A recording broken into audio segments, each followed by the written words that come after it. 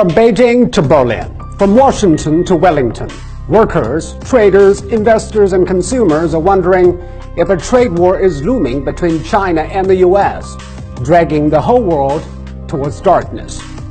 I don't know, but I know it takes enemies to fight a war. Are America and China enemies now? And let us go back 40 years. In the 1970s, when China reconnected with the world, America opened its arms, providing money, technology, and talents to a fragile newcomer. By 2016, the trade surplus in favor of China has jumped from zero to $347 billion US. Big problem. The trade imbalance is really an issue of structure. Both America and China are flawed. In Aesop's fables, there's the story of the blind and the limp. They forge a partnership to help one another. The limp shows the direction, and the blind does most of the walking. The U.S. is the limp, relying on cheap goods and credit from China to maintain the American way of life. And China is the blind, making products and saving money to keep its momentum of growth. The partnership worked well until it didn't. China overmade and America overspent. They both need to adapt. Change is happening, but in different ways. The blind knows he needs to spend more and make fewer but better goods. China has been shifting to consumption and innovation-driven growth. That is why technology and talents are coming to its shores. You can argue whether some practices are helped by the government, but there is no denying technology will go with the flow to the most needed. And right now, it is increasingly on the west side of the Pacific, where a behemoth supply chain, highly developed infrastructure, well-trained labor, and the biggest consumer market converge. The limp, however, has some trouble adjusting. Economically, America needs to consume less and make more, but the limp has been relying on the blind for too long.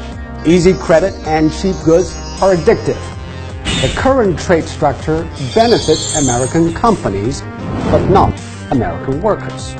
This is a design invented by America, and it can only be reinvented by America. It would probably take the vision and courage of a politician like FDR to remake the American economic model. Trumping foreign competitors will not reindustrialize the U.S. It would take retraining, infrastructure investment, and re-energizing the can-do spirit of early immigrant forefathers.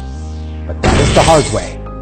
Trump chooses the easy one, strong-arming its partners and browbeating its opponents. Trump is not trying to win the economic game. He's simply trying to win the argument. Winning the argument means winning votes. Politics trumps economics. But what goes around comes around.